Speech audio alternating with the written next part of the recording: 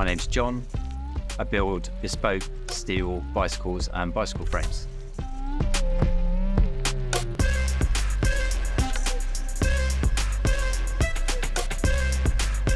I'm Peter. I run Bespoke, the handmade bike show. I'm also a photographer and a writer. Come on, seriously, what's all this about? Why?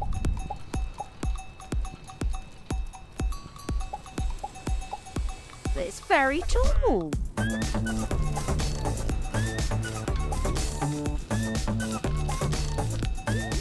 The typical reaction is, how'd you get off it? How do you actually get off it? How do you get off? Always, how do you get off?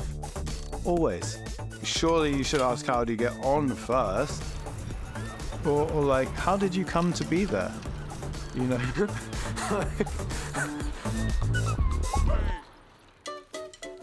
So I always avoid the question of how many bikes I've got, just in case my wife is in the vicinity. This was tool bike number 1. Have a removable rack. So that's the con rod out of a Triumph motorbike. This was actually the first frame I ever made. Been toured on, bike packed on, raced on, commuted on. I obviously need a certain bike for a certain activity.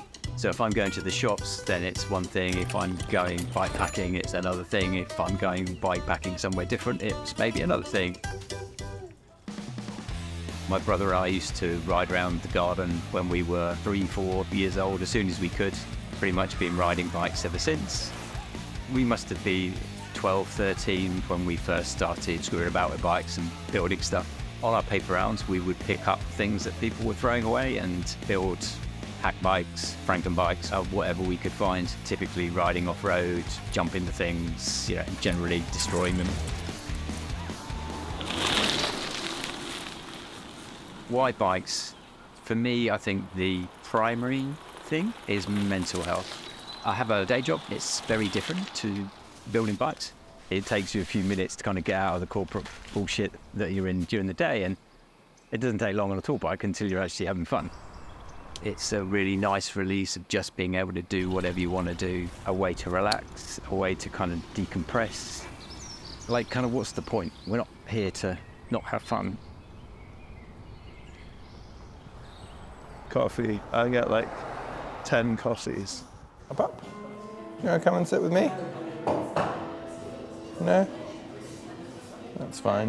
You don't have to. I deal with the not ordinary stuff to such a degree that there is no ordinary. I'm past ordinary. I'm post-ordinary. But then which one do I have first? Okay, I can just compare. I wish I had a door to shut. Oh, this room does have a door. There you go.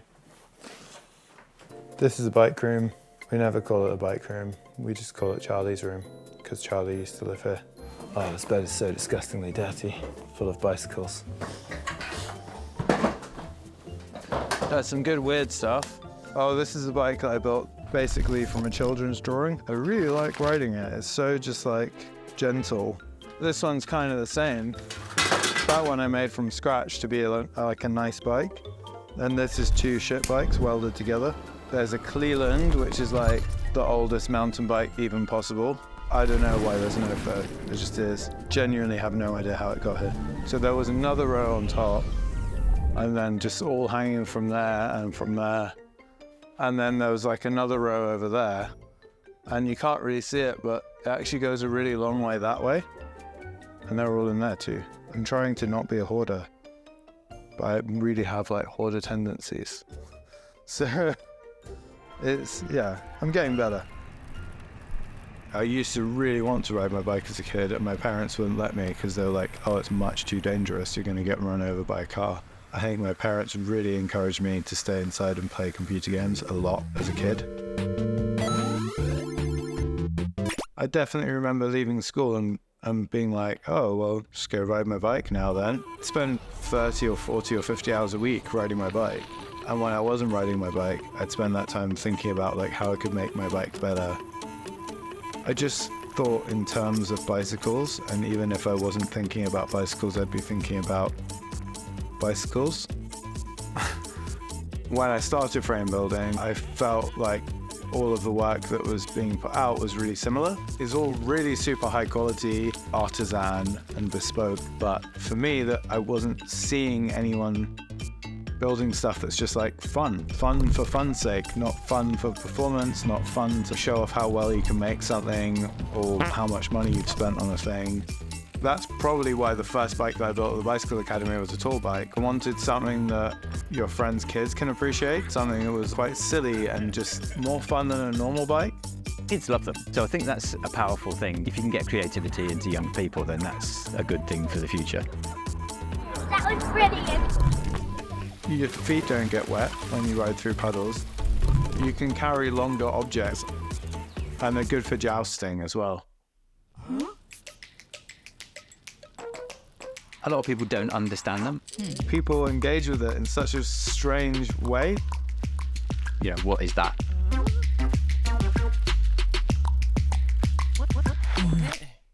It's just a tall bike. On a sort of cartoon level, it's like the smallest deviation from a normal bicycle, because you just get a normal bicycle and do that.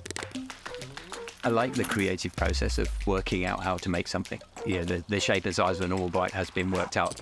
I understand normal, we've got normal. I want different, you know, what is different? It starts with a doodle, almost always, and then there's a challenge in can you make that work? They're made in a number of different ways or a number of different designs. It can be stacking one frame on top of another. It can be adding tubes, kind of push angles, geometries, shapes, sizes. I live in the world of niches, which is a great place. The essence of tall biking to me is creativity. It just leads to, you know, that kind of sense of fun and adventure that you can do with something that you've dreamt up. With handmade bicycles, there is completely blank canvas. Here. I trained as a sculptor and I saw what I was doing as sculpture and I worked on stuff as if it was an artwork for the most part. I thought I could trick people into buying sculptures if they're bicycles. But then I actually just got tricked into making bicycles. When I was really getting into cycling, probably 2004, 2005, like peak fixie, the secret sauce to an extent was crime. You could just be completely lawless. It was great. So a tall bike adds to that. It makes the crime more crimey because you can't put your foot down, so you do more crime. One time, a guy just shouted at me, "That is highly, highly illegal." I was just like, I don't think it is, but it feels like it should be because nothing this fun can be legal. Hello. Why do we need fun? Why did Dada happen in between two world wars? As long as you've got like enough to eat and drink. Fun's basically the most important thing. Can change your perspective on the world for the better. It's like a breeding ground for optimism. Going around on these things, you can't help but meet people.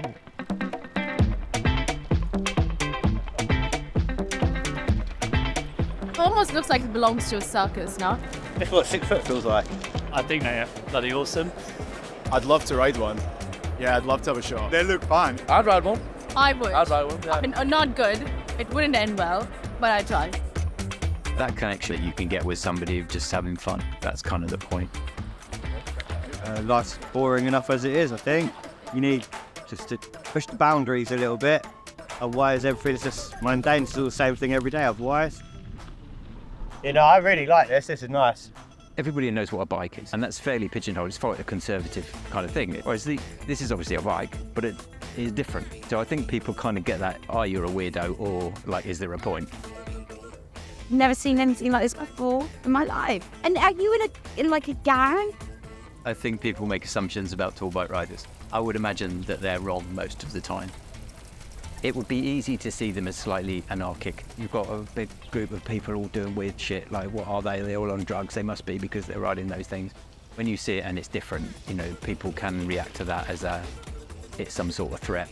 It's new, I don't understand it, I don't like it. But, you know, statement about society is how you react to things that are different. I used to have a frame building company called Dear Susan, But now I run this, which is called Bespoked. This is like the handmade bike show. I mean, why bikes for me, I guess, is if you look at the people who do bikes, designers, builders, it's such a diverse crew, from people who come from an engineering background to people who come from a fine art background to people who work in the city who would rather eat their own face than move their way gently up the ladder of Audis. Like, how did these people decide to do this thing? Maybe I'm trying to push back against things being the same for the sake of things being the same, not because they have any value in being the same. With the show, we're working really hard to make frame building space more inclusive, because it is just a load of middle-class, middle-aged white guys. They do all like the same bikes. They do all wear Rafa shorts. It is all the same. This year with the show, we introduced the Inclusivity Scholarship, and the wording of that's just, if you don't see people like you or work like yours represented in the frame building industry, you can apply. In terms of like discourse and dialogue, that discussion is so much more interesting with more points of view and more alternative points of view. Edge variety is the key to everything. Some adults are perplexed and kind of look at you really strangely, but actually you'll find that a lot of them will just pick up and just want to have a go and see what actually it is. And a lot of them just smile and have a laugh with it and think, actually, I can see the point of it.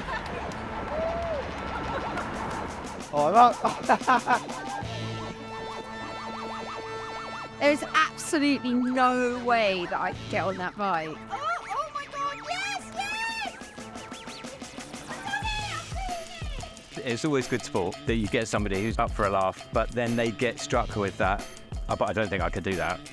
Getting over the kind of the first hurdle of actually giving it a go, and then when they have, I think, you know, we've seen a few today that are kind of whooping and hollering because actually it's a good crack. It's beyond riding a normal bike good crack. There's something else going on because it is a bit exciting that you're 6 foot off the ground, little frisson of danger. Oh my God, it was once I was on it, it was so much fun. Just what I needed.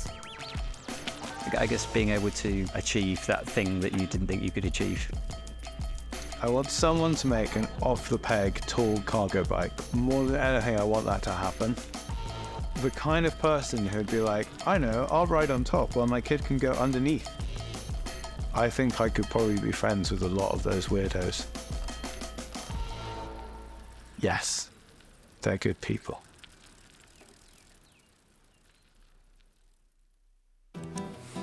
It's the end, puppy. It's the end. We're going on the road again. Come on.